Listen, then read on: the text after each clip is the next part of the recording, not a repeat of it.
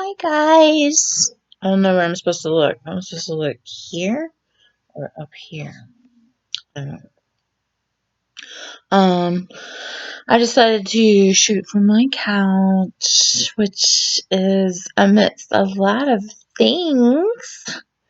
I am slowly but surely going through all of the things of this house.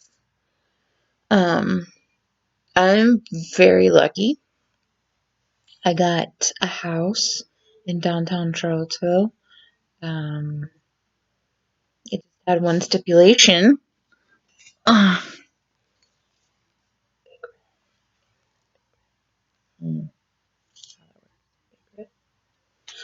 um, it was used as a storage unit for over 2 decades.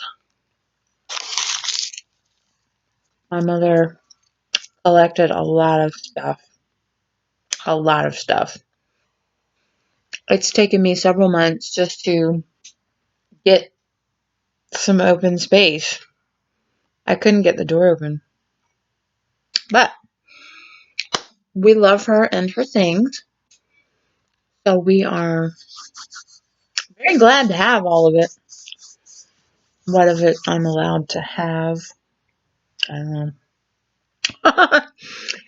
There's a good amount of it that's supposed to be mine. But um,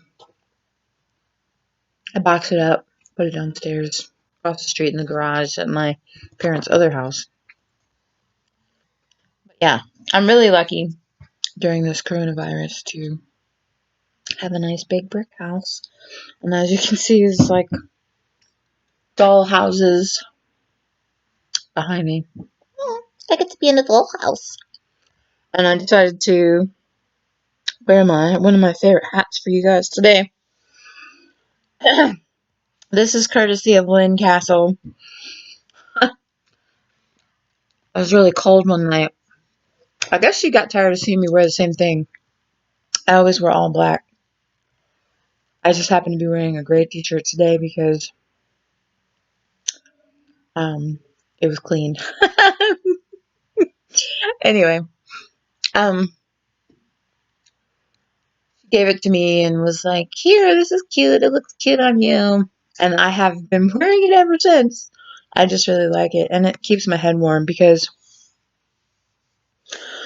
I don't have a lot of hair right now. I can grow hair, but it just breaks off because of the chemo drugs. Which brings us to the topic at hand. Let's get in close for this. I have chemo on Friday.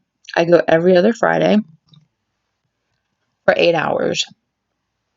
It's a course of 5 drugs. Because of my past history with chemo, my first bout with cancer, I have to be monitored when I do my chemo. I can't just be like, run away. I had near fatal, reactions to that chemo the first go round.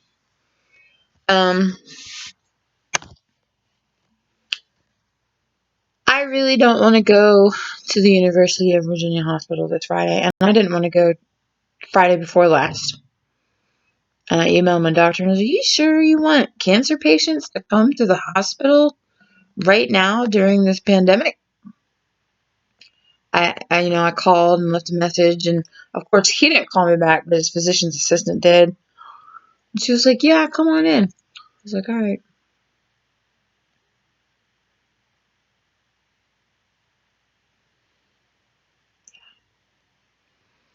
I don't want to go this Friday. I am really actually dreading it. I have a mask, I have gloves, I have a face shield, I'll wear 2 sets of clothes. I know how to properly deglove and declothe, and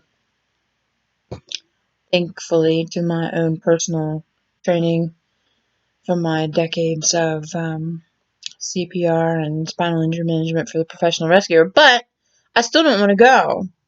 I'm not stupid. this virus gets in your lungs and it gunks them up till you can't fucking breathe. And then you just die. And that's the worst case scenario, obviously. The chemo that I'm on already causes me respiratory difficulties by design. That's just one of its side effects. And I accepted that risk when I accepted the treatment.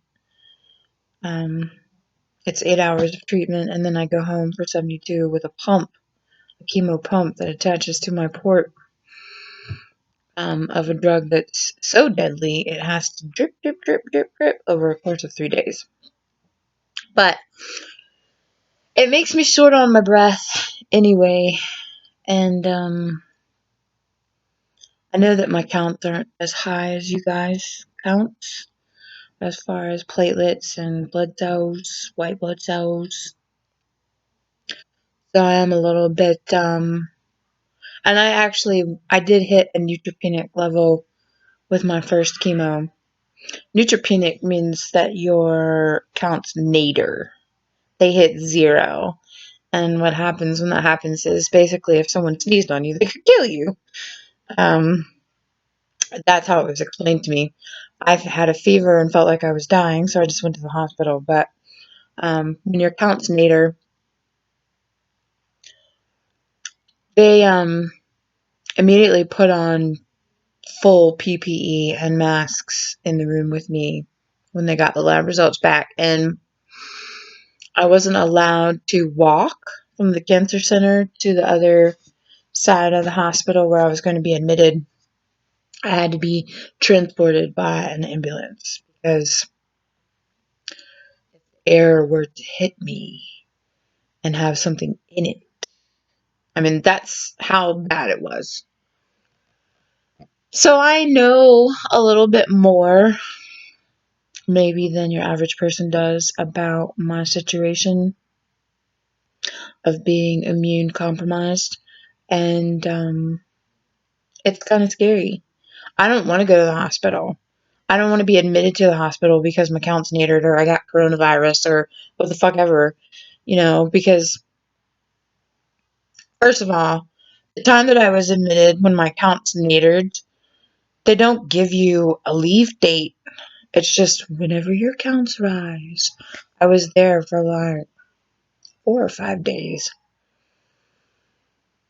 That, and more power to you people that have to go to the hospital and stay for extended stays, because my friend Shannon Atkinson, she goes all the time because of her conditions and stays for weeks. I couldn't do it. I hate the hospital. I hate the food. I hate the environment. I hate the smell. I hate it all. My first objective always in the hospital is to get out. And I I really just don't want to go this Friday, but it's like I have to risk my life to save my life. And because I can't not do my chemo, I could ask them to pause it for like one session. They will allow that, but not for 2 and 3 and 4 and however long it's going to take for this shit to subside. So yeah, I gotta risk my life to save my life, which kind of fucking blows. But I'm gonna go this Friday because I'm the beast. I will make a video before I walk in. You guys are gonna trip out on the garb that I'll have. I got it all. Um, and thank you to my friends with the good connects. They're sending me some N95s. Because nobody wants the beast to disappear. Yeah. And it is one of my biggest fears to be like intubated when I'm unconscious, sedated in a medical coma, and not have any say over what's happening to me or know what's going on. Like, that doesn't sound like me. I'm usually I come to pretty quickly after surgery, a little bit more quickly than they would like. I've heard and seen some things that they didn't want me to hear or see. Anyway, and I'm ready to go. So yeah. To all of my cancer warriors out there that are still having to enter these institutions, mask up, glove up, and wear 2 sets of clothes. One set that you can wear while you're there over top of you clean, and very carefully take it off as soon as you exit the door. Throw it in a plastic bag, knock that shit off, and including your bag, whatever bag you were carrying for the day. Throw that shit in there too. Um, just be careful. We can do it. We can do it. I love you guys. Stay beast.